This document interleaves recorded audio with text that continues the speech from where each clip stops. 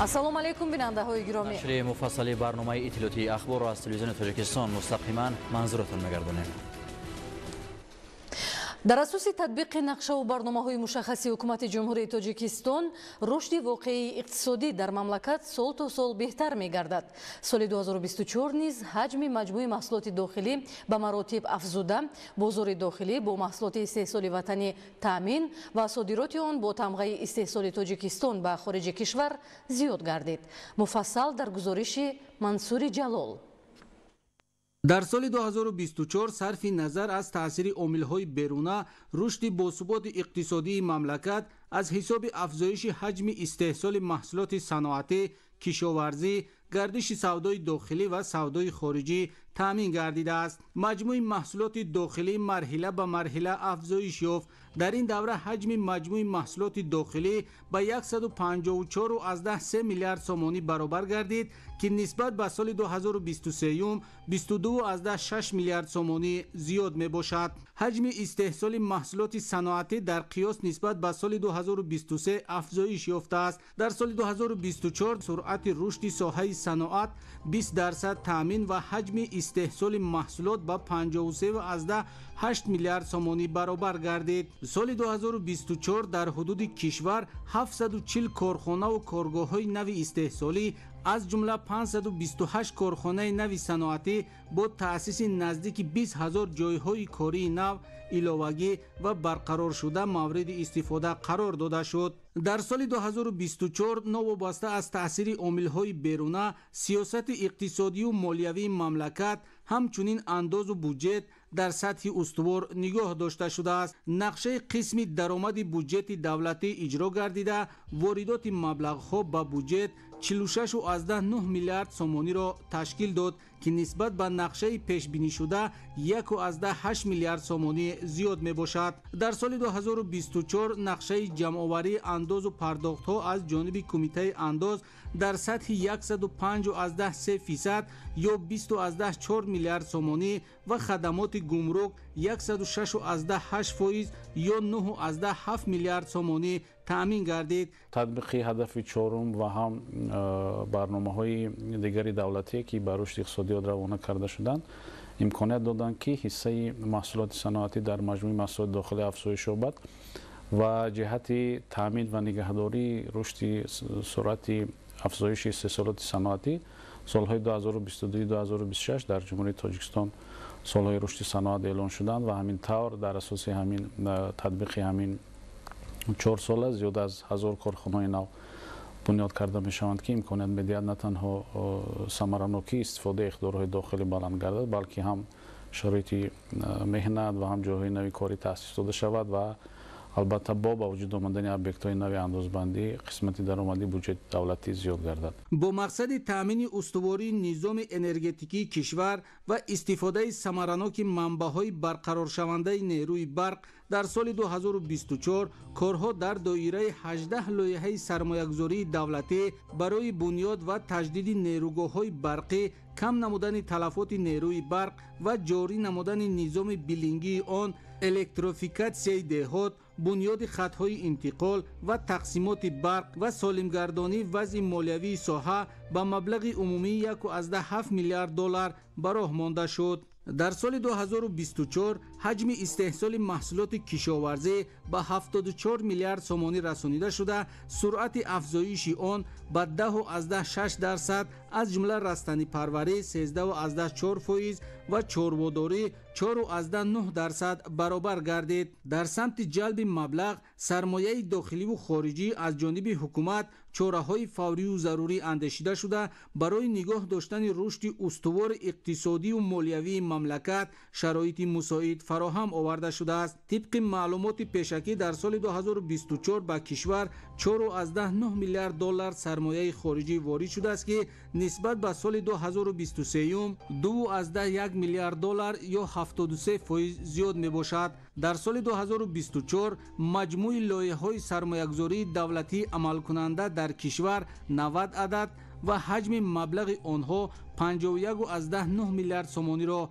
تشکیل نمود. در نتیجه اندشیدن چاره‌های عملی سال 2024 گردش سودا 13.6% افزایش یافته حجم آن به 65.8 میلیارد سومانی برابر گردید. نشان دهنده‌های مذکور بازگوی آنند که با انجام دادن اقدام‌های مهم و سریع در سمت تأمین رشد استوار اقتصادی و اجتماعی از جانب حکومت مملکت نتیجه‌ها نظررس گردیده مجموع محصولات داخلی سال تا سال بهتر و سطح و صفت زندگی مردم بالا می رود. در دایره تدبیرهای سازندگی به استقبال جشن 35 سالگی استقلال دولتی جمهوری تاجیکستان در ناحیه دنغره بنیاد و تعمیر دهها انشاءات ساحه‌های معارف و تندرستی، فرهنگ، ورزش، صنعت، تعمیر و منفرش‌نمایی راه‌های ماشینگرد، کشیدن خط آب نوشاکی و دیگر کارهای آبادانی جریان دارد. صلاح الدین نعمت گزارش می‌دهد. ба хотири ҳифзи солимии аҳолӣ ва расонидани хизмати тиббӣ ба ниёзмандон дар шаҳру ноҳияҳои вилояти хатлон садҳо адад бунгоҳҳои тиббӣ ва марказҳои саломатӣ сохта ба истифода дода мешавад. бо ташаббуси вазорати тандурустӣ ва шарикони рушд дар деҳаи сафедоби ҷамъати деҳоти сафобахши ноҳияи Данғара як бунгоҳи саломатӣ сохта шуда мавриди баҳрабардории аҳолӣ қарор дода шуд. бинои бунгоҳ аз 4 ҳуҷраи корӣ иборат буда бо таҷҳизоти зарурӣ муҷаҳҳаз мебошад. акнун дар он 5 нафар мутахассисону кормандони соҳаи тиб ба зиёда аз 4000 нафар аҳолии деҳаи мазкур хизмати тиббӣ мерасонанд. ما لحاظ امکانیت‌های خوب هسته که ما بیشتر همه یاری اولی نه همه وقت در همه جای خودمون بگذرونیم، چه زن‌های حامله، چه ام گذرانی، چه فشار بلندی، همه یاری اولی خیلی ما میتونه که دیگر بیماری‌ها را بعد مرکز ناحیه برای جراحی و برای چی روان کنیم. دیگر یاری اولی ما میتونیم که در همه جای خودمون به یگان مشکلی گذرانیم. тавре иттилоъ дода шуд сохтмони бинои мазкур аз моҳи сентябри соли 2024 оғоз ёфта то имрӯз корҳои сохтмонӣ бо сифати баланд ба анҷом расонида шудааст. мо зери сиёсати пешгирифтаи асосгузори сулҳу ваҳдати миллӣ пешвои муаззами миллат ҷаноби олии муҳтарам эмомалӣ раҳмон якчанд иншоотҳои хурду бузургро сохта ба истифода додем ва нақша дорем ки то сазовор ҷашн гирифтани 35-умин солгарди истиқлолияти давлатии ҷумҳурии тоҷикистон боз якчанд иншоотҳои хурду бузургро дар тамоми шаҳру ноҳияҳои дурдаст ва тобеи марказ сохта ба истифода бидиҳем. намояндаи мақомоти иҷроияи ҳокимияти давлатӣ ва дигар меҳмонону маблағгузорон аз шароити фароҳамовардашудаи ин муассисаи тиббӣ дидан карда ба табибон дар самти хизматрасонии хуби тиббӣ муваффақият таманнун намуданд ва сохта ба истифодадиҳии бунгоҳро барои аҳолии деҳаи сафедоб муҳим арзёбӣ намуданд. ما سالهای پیش از نبودن تجهیزات‌های طبی، از نبودن متخصصان، از نبودن روح تشویش زیاد داشتیم. هزار بار رحمت و دستگیری اساسگزار صلح و وحدت ملی و این رودمردان که ما دستگیری کرده صاحب چنین بنگاه‌های و مرکزهای نوی زمانوی گشتیم. дар ин рӯз ҳамчунин сокинони деҳаи осмондараи ҷамъати деҳоти лолазори ноҳияи Данғара соҳиби пули мошингузар шуданд. чанде аз сокинони ин деҳа ки барои сафари ҳаҷ маблағҳои худро пасандоз намуда буданд ин пулро бо сарфи 265 000 сомонӣ сохта ба истифода доданд. мавриди зикр аст ки деҳаи осмондараи ҷамъати деҳоти лолазори ноҳияи Данғара яке аз деҳаҳои дурдасти ноҳия маҳсуб меёбад ки аз маркази ноҳия 40 километр дур мебошад. сокинони ин деҳа аз набудани роҳ дар фаслҳои зимистону баҳор танқисӣ доштанд. пуле ки дар болои дарёи Тоҳирсу сохта шуд деҳаи осмондараро бо деҳаи булёни поёни ҷамъати деҳоти исматшарифи ноҳия яъне шоҳроҳи Душанбекулоб ҳамагӣ бо 10 километр мепайвандад ва то маркази ноҳия 26 километр. солҳои пеш раҳо безе буд, ина кӯпрук набуд, қиингаре буд. солҳои пеш ина худо шукр инамин дастгирӣ кардан халқ мо ҳамин кӯпрука сохтем. мо ҳамин роҳро дар роҳи шоҳроҳ пайваст шудем. ин хело беҳбудӣ барои халқи мон аст. ваъда метиҳем ки то билёни поён 10 километр пурра сангрез карда ба месупорем. масъулини ноҳия ин ташаббуси сокинони хайрхоҳи деҳаро ки собитгари пайравӣ ба сиёсат ва ҳидоятҳои пешвои миллат муҳтарам Эмомалӣ Раҳмон мебошад муҳиму қобили таваҷҷӯҳ ҳисобида онҳоро бо сипосномаҳои мақомоти иҷроияи ҳокимияти давлатии ноҳияи Данғара қадршиносӣ намуданд. сокинони деҳа бо шукргузорӣ ва ризояти комил аз тинҷиву осоиштагӣ дар ин рӯз зери суруду таронаҳои дилнишини аҳли фарҳанг хушҳолӣ намуданд.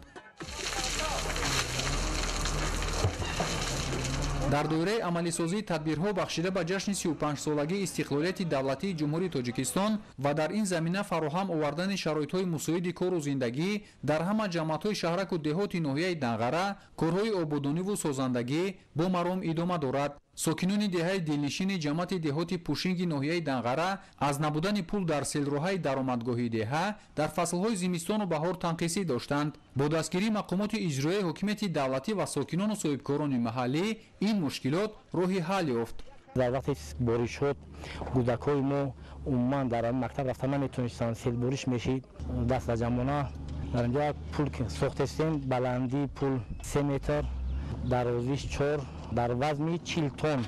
ёдовар шудан ба маврид аст ки амалигардии нақшаву барномаҳои гуногун дар самти рушди маҳал ба манфиат буда дар ин замина инфраструктури зарурӣ ва шароити арзандаи кору рӯзгор барои сокинон дар дурдасттарин деҳу рӯстуҳои мамлакат ба тадриҷ муҳайё гардида истодааст. Салоҳиддини Неъмат, Завқибек Абдурахмон, ноҳияи Данғара, Ахбор. ба истиқболи ҷашни 35-солагии истиқлоли давлатии ҷумҳурии Тоҷикистон дар шаҳри Бӯстон корҳои сохтмонӣ дар иншооти таъиноти гуногун вусъат ёфта бо маблағгузории ҳукумати мамлакат ва саҳмгузории соҳибкорон нақшаҳои созандагӣ мавриди амал қарор доранд. ба ин муносибат аз соли 2022 инҷониб дар шаҳр 127 иншооти таъиноти гуногун баъди бунёд, таъмир ва навсозӣ мавриди баҳрабардорӣ қарор дода шудааст. ҳоло дар шаҳр бунёди биноҳои баландошонаи истиқоматӣ, коргоҳу корхонаҳои саноатӣ, марказҳои муосири хизматрасонию савдо ва дигар иншооти ҳаётан муҳим идома дорад. тафсилоти бештар дар гузориши Абдуваҳоби Абдусаттор ва Илёс Бобоҷон. ба ифтихори 35-солагии истиқлоли давлатии ҷумҳурии Тоҷикистон дар шаҳри Бӯстони вилояти Соғд тадбирҳои созандагӣ марҳила ба марҳила амалӣ гардида дар асоси нақшаҳои таҳризишуда асосан иншооте сохта мешавад ки барои беҳдошти вазъи зиндагии мардум зарурати бештар дорад. дар ҳамин замина дигаргунсозии кӯчаю хиёбонҳо низ ба нақша гирифта шудааст. тадбирандешиҳои саривақтӣ ба он боис гашт ки дар давоми бештар аз 3 сол баъди бунёд, таъмир ва навсозӣ 127 иншооти таъиноти гуногун мавриди баҳрабардорӣ қарор дода шавад. дар раванди иҷрои корҳои созандагию бунёдкорӣ дар баробари мақомоти маҳал саҳми соҳибкорон низ назаррас аст. аз ҷумла бо саҳмгузории соҳибкорон маҷмӯаҳои муосири савдою хизматрасонӣ, биноҳои баландошонаи истиқоматӣ, коргоҳу корхонаҳои саноатӣ ва дигар иншоот сохта мешавад. ҳоло дар шаҳр корҳои сохтмонӣ дар бештар аз 20 иншоот идома дорад ки шумораи зиёди онро биноҳои баландошонаи истиқоматӣ ташкил медиҳад. бахшида ба таҷлили 35-солагии истиқлоли давлатии ҷумҳурии Тоҷикистон дар мақомоти иҷрои ҳокимии давлатии шаҳри Бӯстон 223 банд нақшачорбиниҳо оид ба корҳои созандагӣ, бунёдкорӣ ва таъмири таҷлил ба нақша гирифта шудааст. то имрӯз 127 банди нақшачорбиниҳои бунёдкории созандагӣ ба анҷом расонида шуданд. асосан дар шаҳр сохтмони корхонаҳои истеҳсолӣ ба нақша гирифта шудааст, биноҳои истиқоматӣ, таъмиру таҷдиди иншоотҳои соҳаи иҷтимоӣ, фарҳанг, тандурустӣ, маориф, майдончаҳои варзишӣ ва дигар иншоотҳои гуногун ба нақша гирифта шудааст. айни замон дар шаҳр сохтмони 12 адад биноҳои баландошона идома дорад. даромади шаҳр кӯча Камоли Хуҷандӣ, дар он асосан биноҳои истиқоматии баландошона, мактаб барои 5000 нафар, боғчаи кӯдакона ба инобат гирифта шудааст. айни ҳол корҳои лоиҳакушӣ идома дорад. дар раванди корҳои ободонию созандагӣ меҳмонхонаи Хуҷанд ҳам навсозӣ карда мешавад. меҳмонхонаи Хуҷанд аз 14 ошёна иборат буда бо анҷоми корҳои сохтмонӣ дар ин иншооти муҳташам дар як вақт барои қабули қариб 300 нафар меҳмон шароити мусоид фароҳам меояд. طبق لایحه حجره‌های قبول مهمانان و انشاءات یاریرسانی مهمانخانه پرره نفسازی گردیده، آشخانه، طربخانه با 200 جای نشست، مجلسگاه، حوض شناوری بالا پوشیده، آمفی‌تئاتر و حمام بنیاد می‌گردد. مهمانخانه خوجند با مبلغ‌گذاری مقامات اجرایی حکومت دولتی ولایت سوخت نفسازی گردیده تا جشن 35 سالگی استقلال دولتی به استفاده داده می‌شود.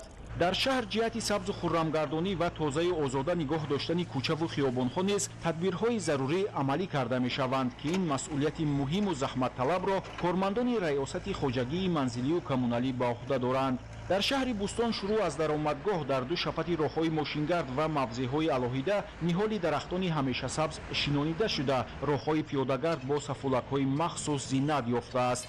ҳамзамон дар шаҳр барои сайру гашт ва истироҳати сокинону меҳмонон гулгаштҳои зебо бунёд карда шудааст ки ин тадбири муҳим ҳам дар доираи корҳои созандагию ободонӣ ба муносибати 35-солагии истиқлоли давлатии ҷумҳурии Тоҷикистон амалӣ гардид. имрӯзҳо кормандони раёсати хоҷагии манзилию коммуналии шаҳри Бустон дар кӯчаи ба номи Нурулло Ҳувайдуллоев ба шинонидани ниҳоли дарахтони ҳамешасабз машғуланд. ҳамзамон дар ин мавзеъ роҳҳои пиёдагард бо сафулакҳои махсус зиннат ёфта дар қитъаҳои алоҳида бештар аз 50 000 қаламчаи гули садбарг шинонида мешавад. дар назар аст ки 5000 адад ниҳолҳои ҳамешасабз дар шаҳр шинонем. ҳоло бошад то имрӯз дар шаҳри Бӯстон, дар маҳаллаи Ҷавонӣ, назди биноҳои 14, дар маҳаллаи Рӯдакӣ, байни биноҳои 18 ва дар кӯчаи Нурулло Ҳувайдуллоев ки ҳозир мо қарор дорем, кӯча аз навсозӣ шуда истодааст. 500 адад ниҳолҳои ҳамешасабз шинонда шуд ва ин давом дорад. дар нақша ҳаст ки 50 000 адад гули садбарг дар кӯчаи Нурулло Ҳувайдуллоев шинонда мешавад.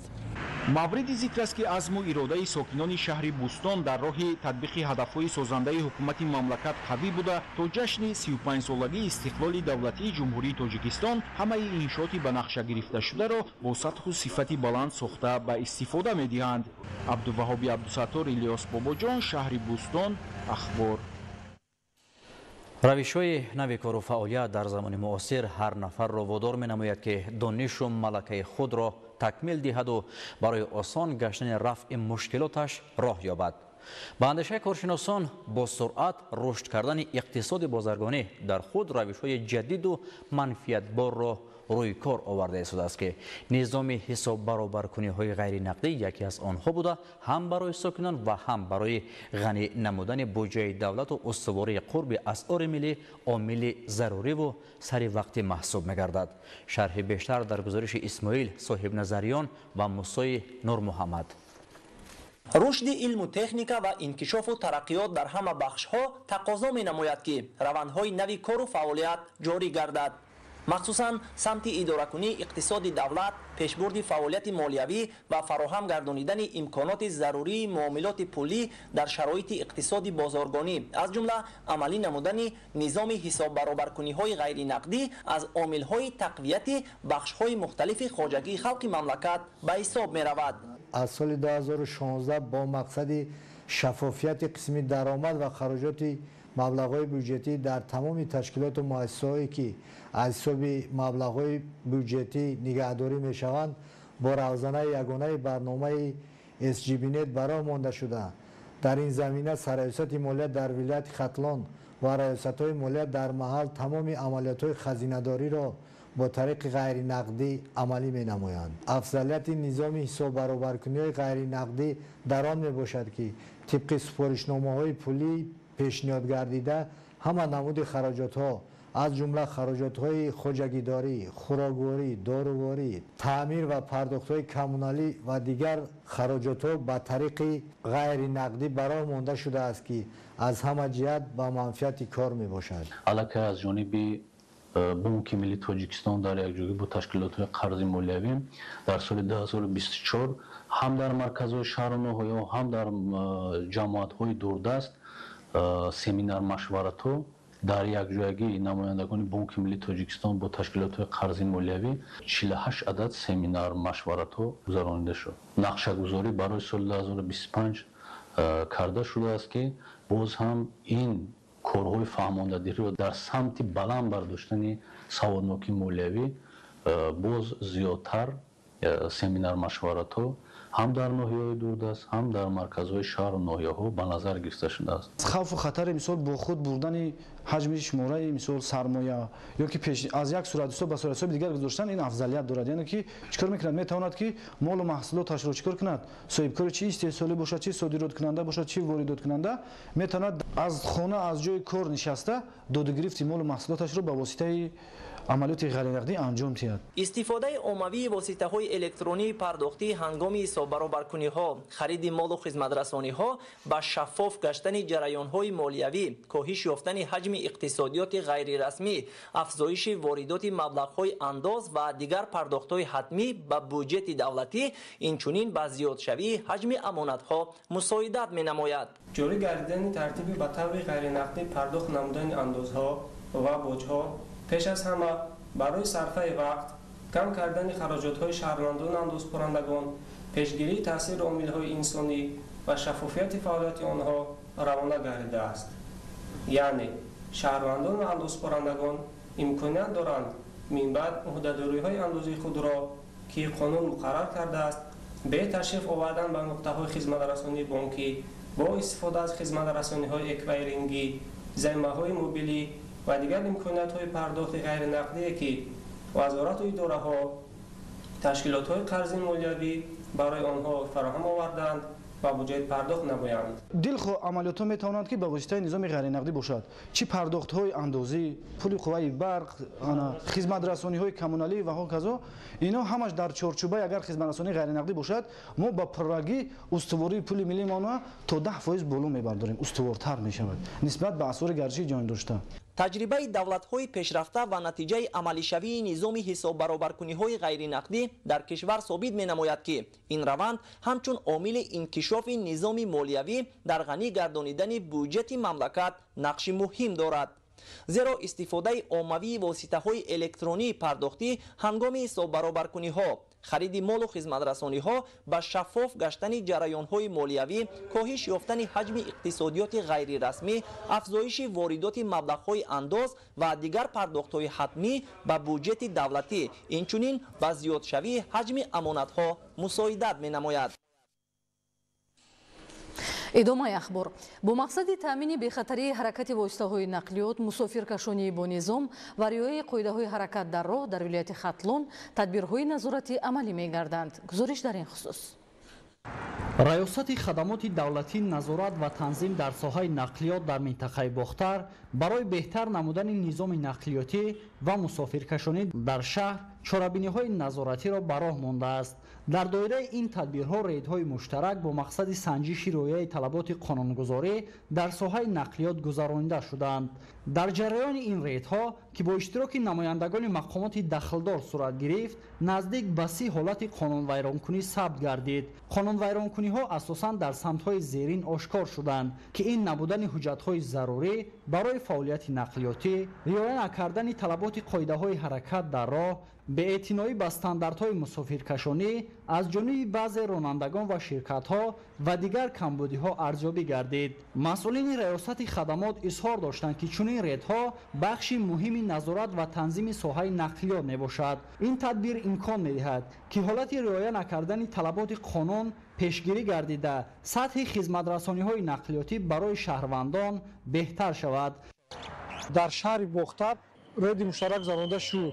قانون ویرانکنی‌هایی که در این سمت از حساب جمعیت‌های مسافرکشانی آشکار کرده شد، نسبت رانندگان با ماده‌های 510 قسم 2 و 511 قسم 1 پروتکل‌های ویرانکنی مأموری ترتیب داده برای بررسی به سودهای شهر نوی‌ها ارسال کرده می‌شود. در ادامه این تدبیر شخصانی که قانون ویرانکنی‌ها صادر نمودند نسبتشان چاره‌های ضروری مأموری اندیشیده شد. همزمان با راهبران شرکت‌های نقلیاتی و جمعیت‌های مربوط واخوری‌ها گذرانیده شد. برای تکمیل صفت خدمت‌رسانی توصیه‌ها پیشنهاد گردیدند. در وقت سنجش معین شد که راننده‌های واسطه نقلیاتی که در شرکت‌ها و جمعیت‌ها تعلق دارند، این از نداشتن شرط طلبات‌های قرار حکومت جمهوری اسلامی می‌شود که نصب کردن نشان جمعیت‌ها که وابسته به هر یک خدمت‌رسانی که مشتریان از راننده‌های واسطه نقلیات معین می‌نمایند که کدام شرکت‌ها و خدمت‌رسانی می‌کنند. ما امروز همین نظارت رو در این سمت به هم خاطر پیش برده استادیم که اکثریت واسطه نقلیات به نام قید سلسله زرد تت فعالیت کرده استادند که برای پیشگیری ما اونها رو جلب می‌نماییم که رفته қарори ҳукуматро амалӣ намуда номерои зарди силсилаи зарди титиро гирифтаву ба мизоҷон хизматрасонӣ дар ин самт ба роҳ монанд. ҳадафи асосии ин чорабиниҳо баланд бардоштани бехатарии ҳаракат дар роҳҳо, беҳбуд бахшидани сифати хизматрасониҳои нақлиётӣ ва таъмини қонуният дар соҳа мебошад. масъулин изҳор медоранд ки чунин рейдҳо минбаъд низ дар шаҳрҳои дигари минтақа низ баргузор хоҳанд шуд. бояд гуфт ки ин чораҷӯиҳо як қадами муҳиме дар самти танзими дурусти низоми нақлиётӣ ба ҳисоб рафта барои таъмини амнияти мусофирон ва ронандагон аҳамияти бузург дорад. маҳмараҷаб абдуллозода давлати файзулло, шаҳри бохтар, барои барномаи ахбор. кормандони муассисаҳои давлатии роҳҳои автомобилгарди ноҳияҳои минтақаи рашт ва сангвор бо истифода аз техникаи соҳавӣ роҳи мошингарди душанбе ваҳдат лахшро аз барфу сангреза тоза намуда барои таъмини ҳаракати бемамонияти воситаҳои нақлиёт корҳои заруриро анҷом доданд. гузориш дар ин хусус. дар тавозуни муассисаи давлатии идораи хоҷагии роҳҳои автомобилгарди минтақаи рашт ва дигар муассисаҳои зертобеи он роҳҳои аҳамияти байналмилалӣ зиёда аз 300 километрро ташкил медиҳад. ин аст ки дар ҳашари умумиҷумҳуравӣ коргарони 7 муассисаи давлатии роҳҳои автомобилгарди ноҳияҳои минтақаи рашт ва сангвор бо ҷалби даҳҳо адад техникаҳои соҳавӣ шурӯъ аз сарҳади ҷумҳурии қирғизистон то маҳалли луғури ноҳияи нуробод ва лабиҷарг сангвор ширкат намуда аз рӯи нақша корҳои пешбинишударо ба анҷом расониданд. дар ин рӯз тағйирёбии иқлим қариб дар ҳамаи ноҳияҳои минтақа эҳсос мешуд, зеро дар як қисмати мавзеъҳои баландкӯҳ боришоти барф бошад, дар ҳудуди дигар навоҳӣ ҳавои сарду бебориш ба назар мерасад. аз ҷумла дар ағбаи қарамиқ коргарони муассисаи давлатии нигаҳдории роҳҳои автомобилгарди минтақаи лахш ки боришоти барф бештар ба назар мерасад, қисмати 12 километраи шоҳроҳро аз барф тоза намуданд то дар ин мавзеи баландкӯҳ ҳаракати мӯътадили нақлиёт ба таври доимӣ таъмин карда шавад.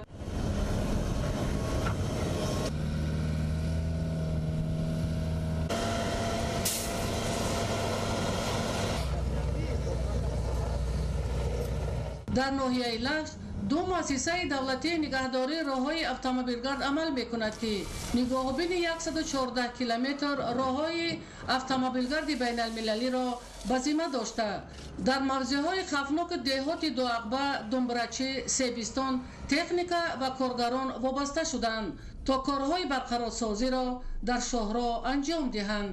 طریق خروج وزارت نقلیات جمهوری ترکستان در تمام جمهوری شنبگی اون جمهوری اعلام کرده شد که در مؤسسه دولتی نگهداری اتومبیل ناحیه لخش نیز برای بخش به شنبگی امروزه یک قطار کارها به انجام رسانده شد. از جمله تخت هموار نامدن کنار را با واسطه автогрейдер، تازه نامدن کنار را از سیلوارت‌ها، سنگریزه‌ها و لغزشی با واسطه بوکنک فرونتالی و اینچنین پشتنی مواد ضدیتی در تمام راه‌ها با واسطه автомошинай хубофар дулон баро монда шудааст.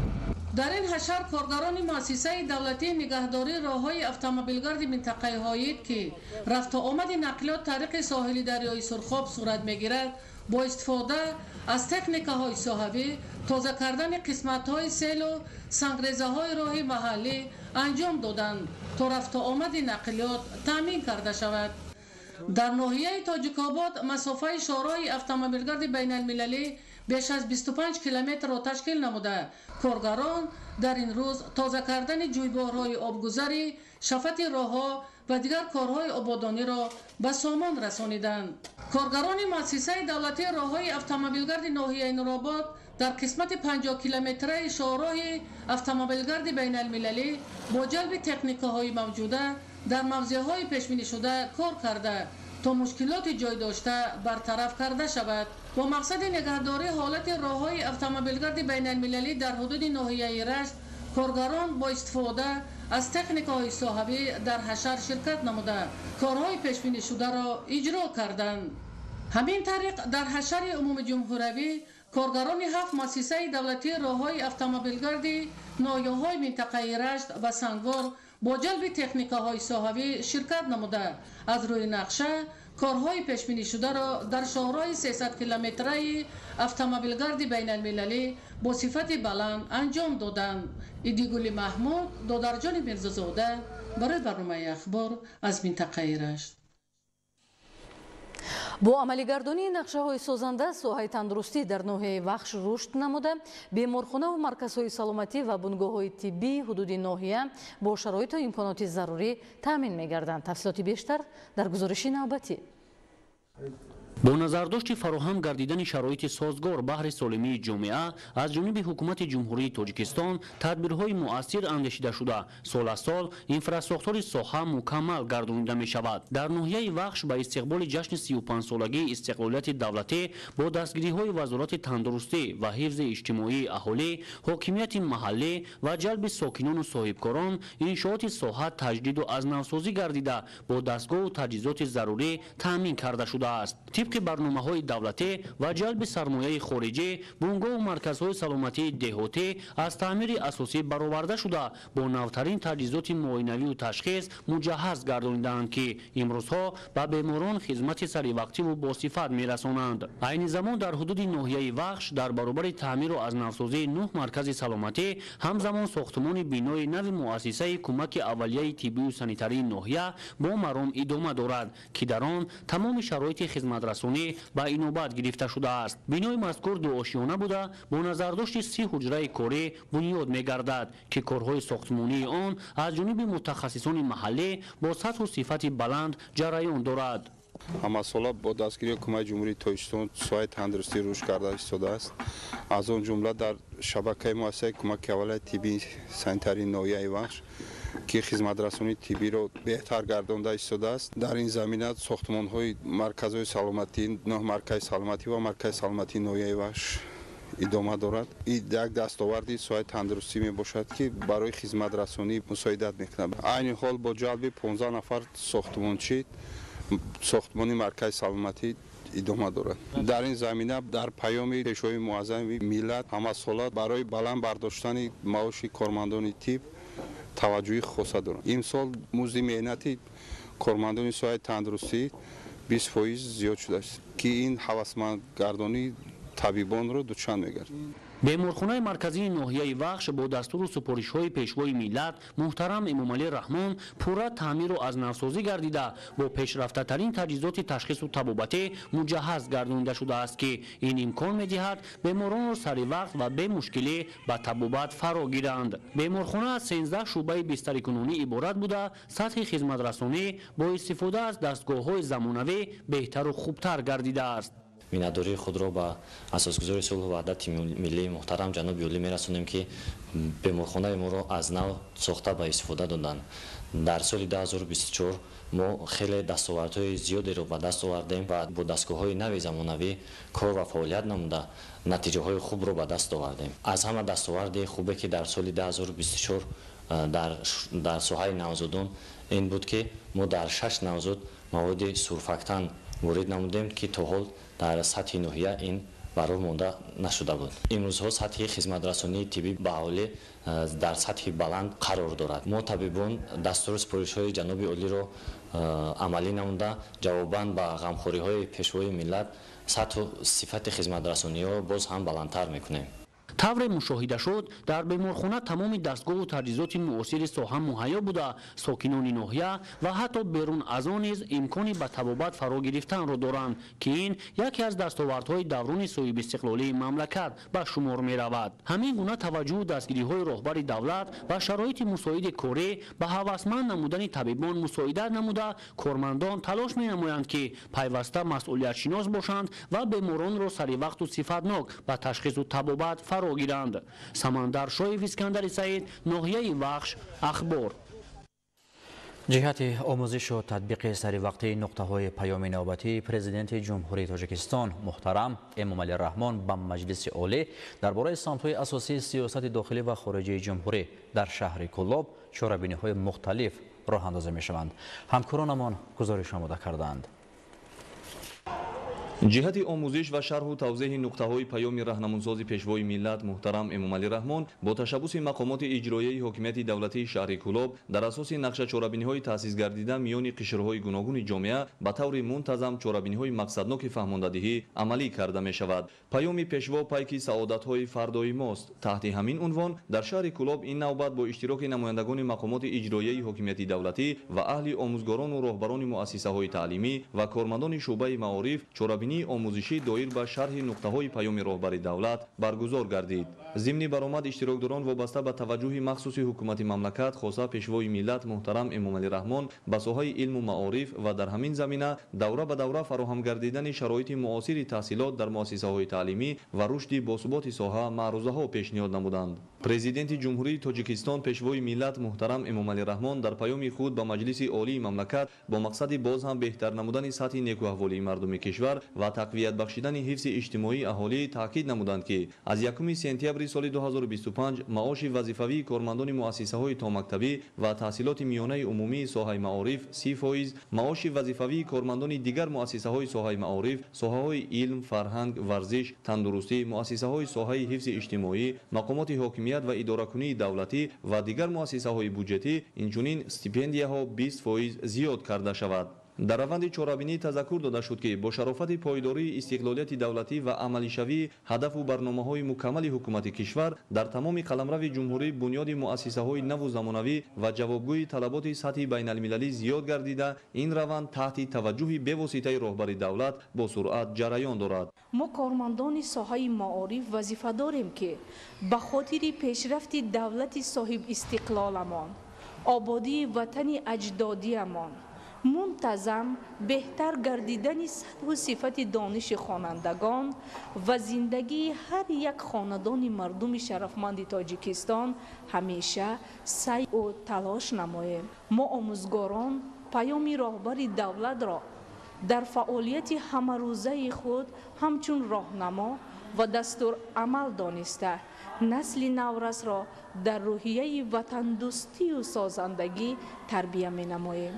ҳамзамон дар раванди чорабинӣ вобаста ба дастовардҳои хонандагону омӯзгорон ва сокинони шаҳри Кӯлоб аз иштирок дар озмунҳои ҷумҳуриявӣ ва олимпиадаҳои фаннӣ, ки давоми солҳои охир ноил гаштаанд, бо ифтихор изҳори андеша намуда, ин ҳама комёбиҳои рӯзафзунро натиҷаи дастгириҳои ҳамешагии роҳбари давлат, самараи таъмини фазои орому осоиштаи кишвар ва пойдории истиқлолияти комили ватан арзёбӣ доштанд. дар заминаи таъкидҳои пайвастаи пешвои миллат муҳтарам Эмомалӣ Раҳмон, ҳар як фарди худшиноси миллатро зарур аст, ки ҷиҳати таъмини фаъолияти босуботу амалисозии ҳадафҳои созанда саҳмгузор бошад.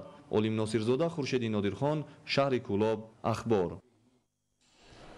паёми президенти ҷумҳурии Тоҷикистон пешвои миллат муҳтарам Эмомалӣ Раҳмон ба Маҷлиси олии ҷумҳурии Тоҷикистон роҳнамо ва барномаю нақшаи ободкоронаю созандаи мамлакат маҳсуб меёбад.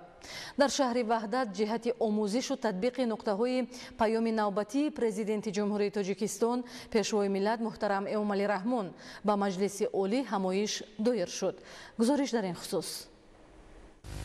раёсат устодон ва донишҷӯёни муассисаи давлатии коллеҷи тиббии шаҳри Ваҳдат нишондодҳои паёми президенти ҷумҳурии Тоҷикистон муҳтарам Эмомалӣ Раҳмон ба Маҷлиси олии ҷумҳурии Тоҷикистон дар бораи самтҳои асосии сиёсати дохилӣ ва хориҷии ҷумҳуриро, ҳадафҳои созандагию ободонии кишвар, ҷиҳати боз ҳам баланд бардоштани сатҳи иҷтимоии ҷомеа арзёбӣ намуда иброз доштанд, ки ҷиҳати татбиқ намудани муҳтавои ин ҳуҷҷати роҳнамо тадбирҳои судмандро роҳандозӣ менамоянд.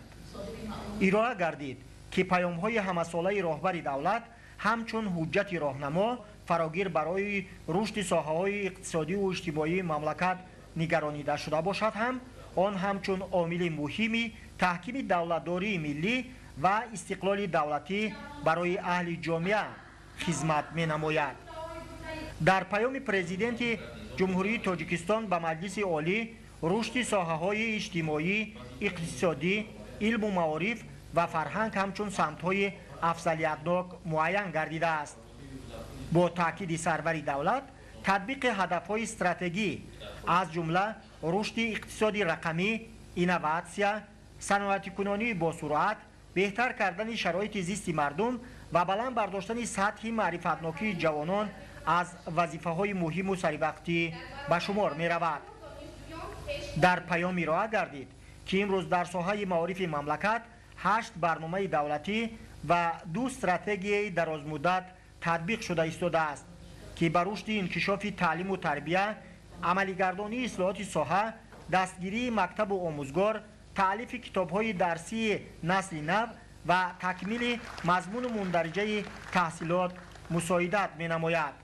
برای از بر نمودن علم و دانش و فراگیری جوانان به اختصاص‌های انتخاب نموده، در مؤسسه دولتی کالج طبی شهر وحدت با توجه از دستگیری‌های حکومت جمهوری تاجیکستان شرایط مساعد و ارزنده دانش آموزی فراهم آورده شده است. بینای نوی 4 قبطه علاوگی که سال گذشته همچون انشاءات نوی جشنی تعلیمی در مؤسسه مذکور مورد استفاده قرار داده شد، برای جوانان دانش آموز دستاورد ارزنده و ارمغان دوران صاحب استقلالی مملکت می باشد. اساسگزار صلح و وحدت ملی، پیشروی ملت، پرزیدنت جمهوری تاجیکستان محترم امامعلی رحمان در هر یک پیام خود به ما جوانان تاکید می نمایند که هر یکی ما به قدر وقت و دوره زودگذر جوانی رسیم. دائم در تلاش علم و دانش آموزی و از خود نمودن کسب و هنر باشیم. بیشتر کتاب خوانیم، دانشمند شویم. زبان پاکیزه و آداب معاشرت بلند داشته باشیم. آینده دولت را صاحبی کرده استقلال و آزادی وطن محبوبمان تاجیکستان را حفظ نماییم، آن را تکمیل بخشیم و آبروی و منزلت دولت تاجیکان را در عرصه بین المللی باز هم بلند برداریم.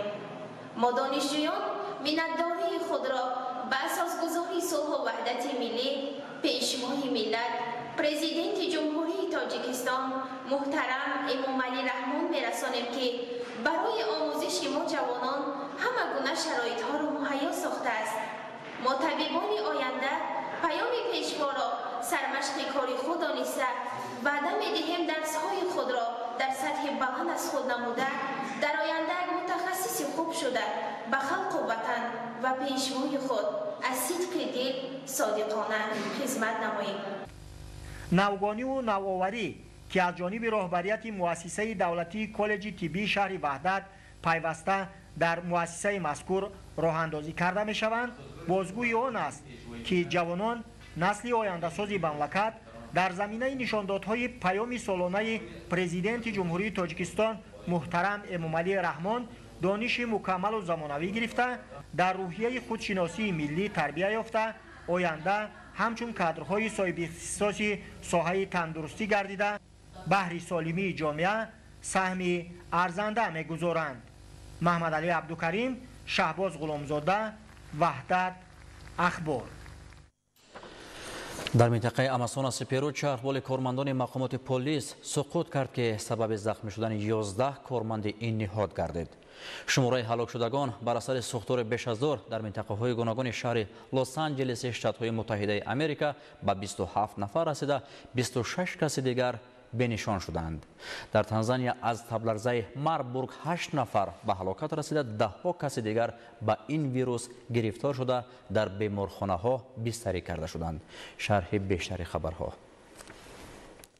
شماره هلاک شدگان بر اثر سوختور بیش از دور در منطقه های گوناگون شهر لس آنجلس شتات کالیفرنیا ایالات متحده آمریکا به 27 نفر رسیده 26 کس دیگر در روی خط بنشان گشتگان شاملند. از این سبب احتمال تعداد هلاک شدگان افزایش یابد. دوام 2 هفته می شود که در منطقه های علاهیده شهر لس آنجلس ایالات متحده آمریکا سوختور جنگل قطع نمی گردد. حالت مرکب در منطقه پالیسید و ایتون بقای گرفته شده است. علنگه آتش بیش از 17,000 گکتار مساحت جنگل را فرا گرفته زیاده از 12,300 بینای استقامتی و صدها نقلیات را نابود کرد.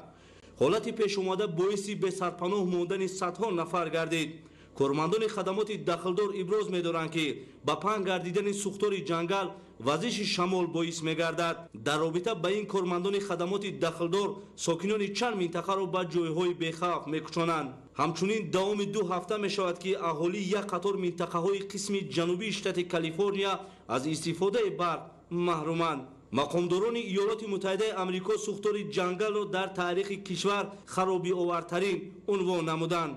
طبق اطلاع پیشکی سبب سر زدن سوختوری بیش از در قصدن آتش زدن ارزیابی می‌گردد. وابسته به این کارمندان مقامات پلیس چند نفر را با گمان دست داشتن در قصدن آتش زدن بیش از بازداشت نمودند. برای خاموش کردن سوختور جنگل کارمندان خدمات آتش نشانی به طور شبانه روزی فعالیت دارند. موافق معلومات کارشناسان حجم ضرر سوختور جنگل در شهر لس آنجلس شتات کالیفرنیا ایالات متحده آمریکا بیش از 275 میلیون دلار را تشکیل می‌دهد. در قسم جنوبی ارژانتین سوختوری بیش از به عمل آمد. علنگه آتش بیش از 3000 گکتار مساحت جنگل را فرا گرفته دهها بینای استقامتی را نابود کرد. در رابطه با این کارمندان خدمات دخلدار ساکنان را به جایهای بی‌خوف می‌کوچانند. سوختار خطای انتقال نیروی برق را کارنشین کرده ساکنان چند منطقه از استفاده برق محروم گردیدند. همچنین دود غلیظ سوختار جنگل به منطقه‌های اهالی‌نشین پهن گردیده ساکنان را به مشکلی دچار نموده است. وابسته به این کارمندان خدمات دخلدار به ساکنان توصیه دادند که در و ترزه‌هایشان را نکشایند و به ضرورت از منزل‌های استقامتیشان نبرایند. برای خاموش نمودن سوختار کارمندان خدمات آتش نشانی با تکنیک‌های مخصوص فعالیت دارند. در تانزانیا از تبلرزه مربور 8 نفر به هلاکت رسیده، دهها کسی دیگر به این ویروس گرفتار شده در بیمارخانه‌ها بستری‌اند. با معلومات نمایندگان وزارت تندرستی عمومی جهانی بیشتر سرایت شدگان این ویروس در منطقه کاگیرا به قید گرفته شده است. نشانه‌های تبلرزه مربور بلند گردیدن حرارت بلند، دردسر و درونروی میباشد. وابسته به این در منطقه کاگیرا کارمندان ساحه طب جهت پیشگیری از پنه‌شوی ویروس مذکور ساکنان را اعلام می‌کنند. با ساکنان توصیه داده شده است که به ضرورت از منزل‌های استقامتیشان نبرایند و از نقاب‌های محافظتی طبی استفاده برند. یادآور می‌شویم که سال 2005 در انگولا از تبلرزه مرگ 329 نفر فوت دیده بودند. دوام 15 روز اخیر در ساحل‌های شهر چنئی هندوستان بیش از 500 سنگپشت بحری تلف یافتند. تلف یافتن جانوران بحری اکولوگ‌ها را به تشویش آورده است. با گفته نمایندگان حفظ محیط زیست سنگپشت‌های بحری هر 40-45 دقیقه باید برای نفس‌کشی برای آب برآیند، ولی به تورهای شکارچیان پیچیده مدت طولانی زیر آب میمانند که باعث نارسایی اکسیژن و تلف یافتن آنها میگردد.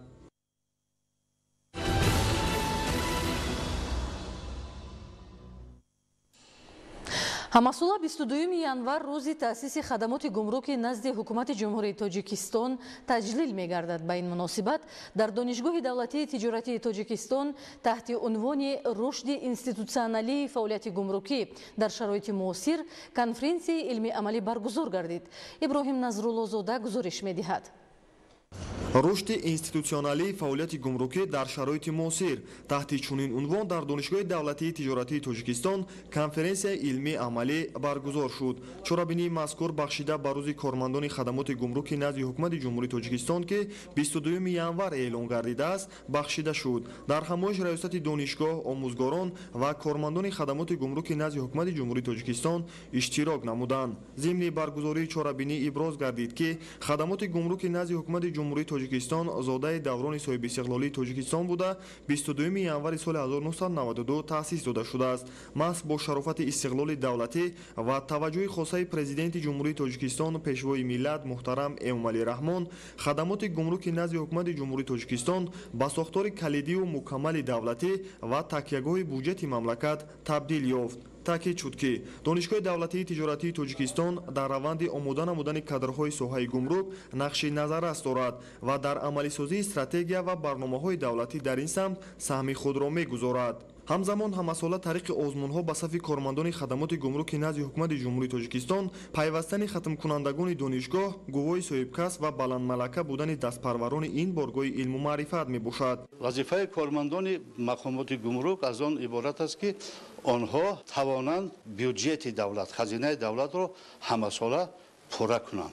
имрӯзҳо фаъолияти гумрук ҳам хеле баръало дида мешавад ва дар ин ҷо бисёр санадҳои меъёрии ҳуқуқии ҳозиразамон аз ҷумлаи тафсири кодекси гумрукро ҳатто соли 2019 ба тасвиб расонанд. инчунин барномаи миёнамуҳлате ки аз соли 2019 то соли 2024 фаъолият дошт ва хурсандиовар аст ки با یک اتمام کامل آن اجرا شد و من فکر میکنم که سالهای من بعدم تا سالهای 30 برنامه دومی که برای فعالیت بهتری گمرکچیان نگرانده شده است فعال می شود.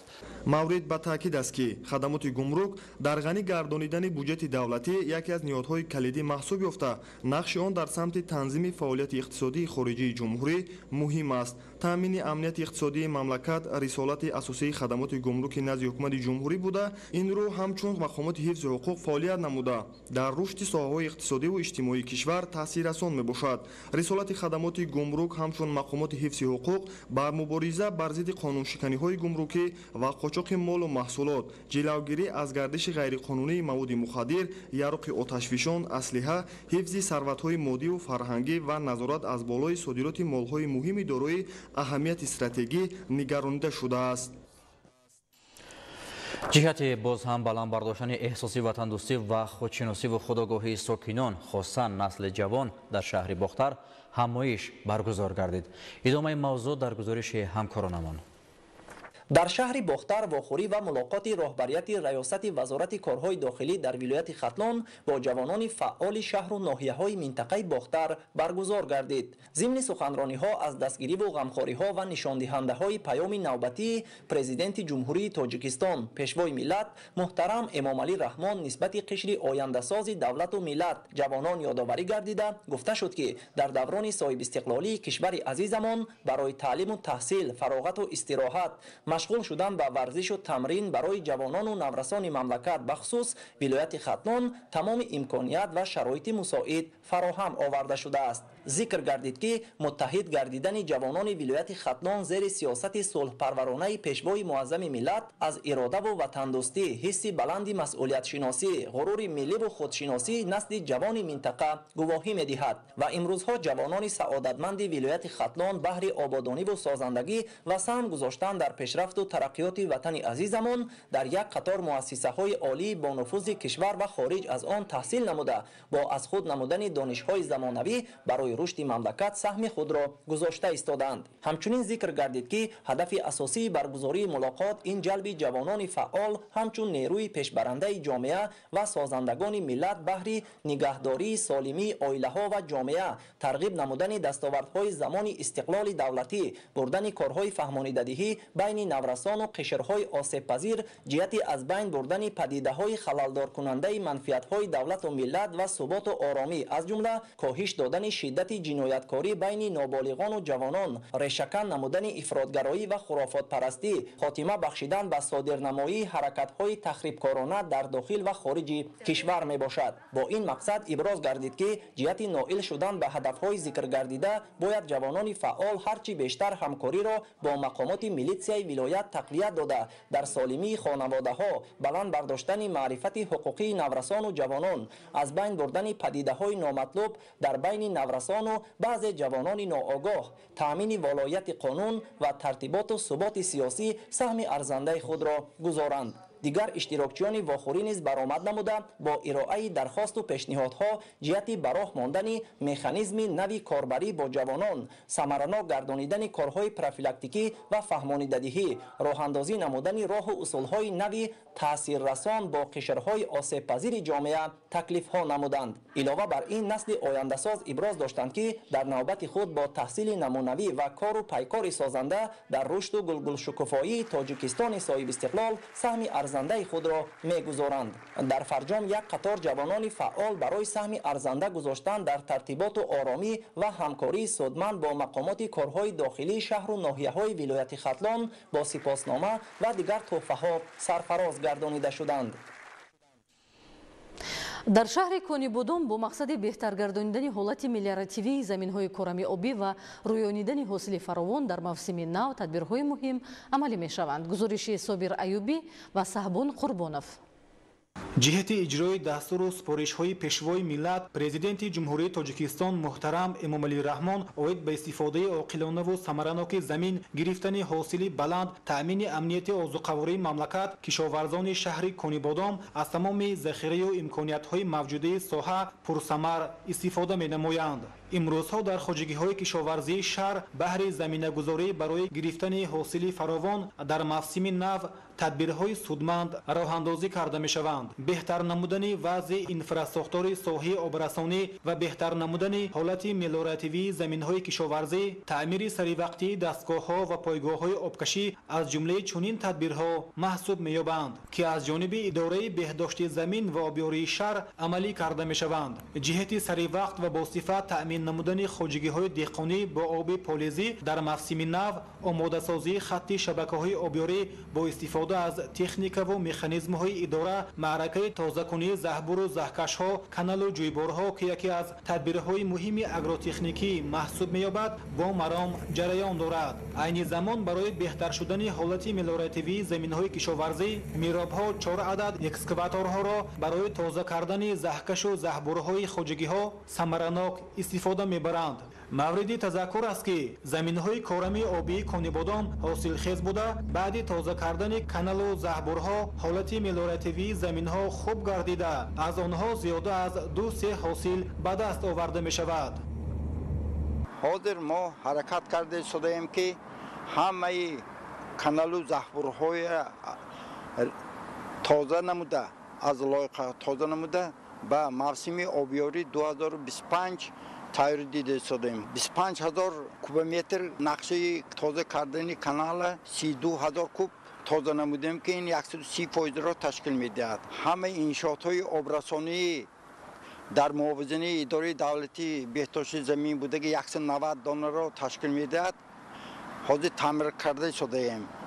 дар идораи давлати беҳдошти замин зиёда аз 25 000 заминҳои обёрӣ мо ҳаракат мекунем ки ҳамаи заминҳоро бо об таъминем, бо оби полизӣ таъмин намоем.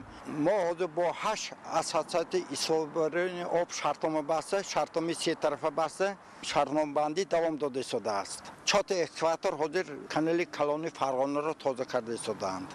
бо канали Калони Фарғона тоза кардан давом дода истодааст. механизмҳо ҳозир кор кардааст. то 20 феврал мо ҳаракат мекунем ки ҳамаи иншоотҳои обёриро ба мавсими оби соли 25 омода намоем. ҳамзамон бо дастгирии мақомоти иҷроияи ҳокимияти давлатии шаҳр аз ҷониби идораи давлатии беҳдошти замин ва обёрии шаҳр тозакунии канали Калони Фарғона ки дар таъмини заминҳои кишоварзӣ бо оби полизӣ нақши муҳим мебозад, идома дорад. дар анҷоми ин амали нек сокинони шаҳр ва ҷамоатҳои деҳотӣ ба номи Лоҳутӣ, Раҷаб Ҳамробоев, Пулодон ва Патар низ тариқи ҳашари умумӣ саҳми худро мегузоранд. бояд зикр намуд ки канали Калони Фарғона ҳанӯз солҳои 1939-1940 ба таври ҳашар сохта шуда, дарозиаш дар Тоҷикистон 127 километр ва дар ҳудуди шаҳри Конибодом 56 километрро ташкил медиҳад.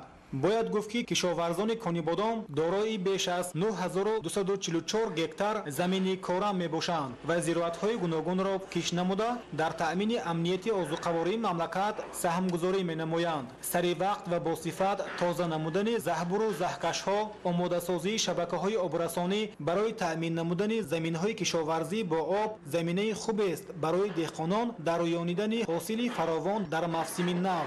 ҳамзамон дар идораи давлатии беҳдошти замин ва обёрии шаҳр корҳо бобати тақвияти иқтидори кории шабакаҳои обрасон дар мавсими кишту кор ва таъмиру барқарор намудани пойгоҳҳои обкашӣ ҷараён дошта, ҷиҳати беҳтар намудани ҳолати мелиоративии заминҳои кишоварзӣ, аз худкунии заминҳои нави обёришаванда ва гирифтани обҳои захиравӣ тадбирҳои амалӣ андешида мешаванд. با مقصد تأمین امنیت اکولوژی و حفظ محیط زیست در مملکت برنامه‌های دولتی قبول و عملی می‌گردند که از جمله آنها برنامه دولتی کبودی زورکنی جمهوری تاجیکستان برای دوره تا سال 2040 محسوب می‌یابد.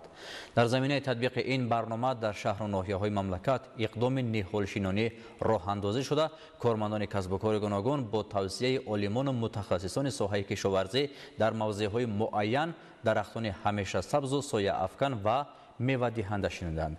خبرنگاران ما گزارش می‌دهند. یکی از عملهای آبادانی و سازندگی در پایتخت این شینانیدن نهال و درختان سایه افکن و زیب دهنده و گل و بوته‌های آرایشی می باشد. همین است که امروزها از جانب ساختار و مقامات گوناگون پیوسته حشرهای دسته جمعانه و شینانیدن نهالان همیشه سبز دایر می گردد. بهر عملی نمودن تشبث اقدامهای سازنده و بنیادکنانه پیشوای ملت رئیس معظم حزب خلقی دموکراتی تاجیکستان محترم امامعلی رحمان برای سرسبز و خرمگردانی هر گوشه دیار و دستور رئیس شهر دوشنبه محترم رستم امامعلی جهت شینانیدن درختان همیشه سبز و گسترش کارهای آبادانی و سازندگی کارمندان مسئول کمیته اجرایی مرکزی ساختارهای حزب در پایتخت اعضای فعال تشکیلات جمعیتی جوانان سازندگان وطن و نمایندگان کمیته و تشکیلات‌های حزبی حدود شهر دوشنبه در مؤسسه دولتی باغ غلبه و نگهداری جنگل زیر عنوان این وطن را سبز و خرم می‌گردانیم شماره زیادی درختان همیشه سبز و آرایشی را شنانیدند. در روند نهالشینانی با انتخاب نوع‌های ارچه و درختان با نظرداشت خصوصیت زیبابخشی به شهرک و محله‌ها و رعایت قاعده‌های درست آگروتکنیکی توجه بیشتر داده شد. زیر رعایت این قاعده‌ها اساس نشو و نمای خوبی میانبعده ارچه‌های همیشه سبز میباشد. ضمن شنیدن ارچه‌های همیشه سبز مسئولین ابراز داشتند که نهال شینانی از شمول عنعنه‌های نیک مردم سربلند تاجیک است که در گذشته هم یکی از رکن‌های مهم عنعنه‌های ملی ما محسوب می و در قلب کودکان و نورسان حس بلند زیبایی پرستی را تلقین و تشویق می نمود. گفته شد که شنانیدن نگاه و بین و پرورش ارچه‌های همیشه سبز کار ثواب و عملی برای محیط اطراف سودبار محسوب می شود. از این لحاظ در شرایط تغییریابی اقلیم برای نگاه داشتن موازنت طبیعت شنانیدن ارچه‌ها کار مهم ارزیابی می شود. یادآور می شویم که اقدام مذکور امروز شروع گردیده تا اول ماه اپریل سال جاری ادامه می یابد و در دایره این تصمیم تعداد زیادی ارچه‌های همیشه سبز و درختان دیگر در تمام قلمرو کشور شنانیده می شود. مسئولین تصمیم گرفتند که هر هفته روزهای استراحتی در مکان‌های معین گردیده شهر دوشنبه چنین تدبیرهای آبادانی را سازمان دهند و برای زیبا و سرسبزی شهرک و محله‌ها و مکان‌های وابسته گردیده سهم گذارند. همزمان نگاهبین منبعد این نهالان را نیز کارمندان ساختارهای حزبی به عهده گرفتند. در دایره نقشه شینانیدن درختان در حدود شهر دوشنبه در موسم نهالشینانی تیرماهی سال 2024 و بهاری سال 2025 که از جانب رئیس شهر دوشنبه محترم رستم امامعلی وابسته به شینانیدن درختان همیشه سبز و وسعت بخشیدن کارهای سازندگی و کبودزارکنی در پایتخت تصدیق گردیده است. عکس نهالشینانی برگزار گردید. عکس مذکور با اشتراک مسئولین و کارمندان وزارت معارف و علم جمهوری تاجیکستان برگزار گردید که 1400 بیخ درخت همیشه سبز صنوبر شنونده شد.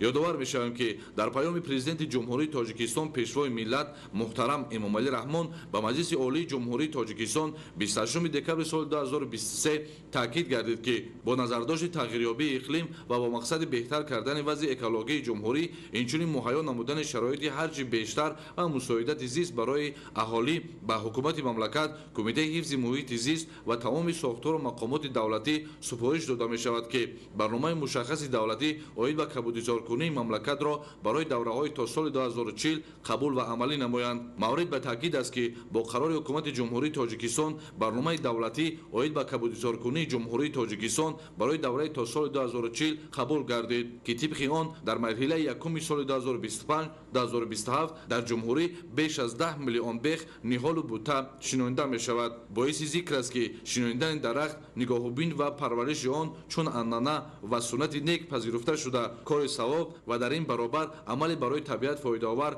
محسوب شده. در شرایط تغییریابی اقلیم برای نگاه داشتن موازنت طبیعت شنانیدن درختان امر ضروری دانسته می شود.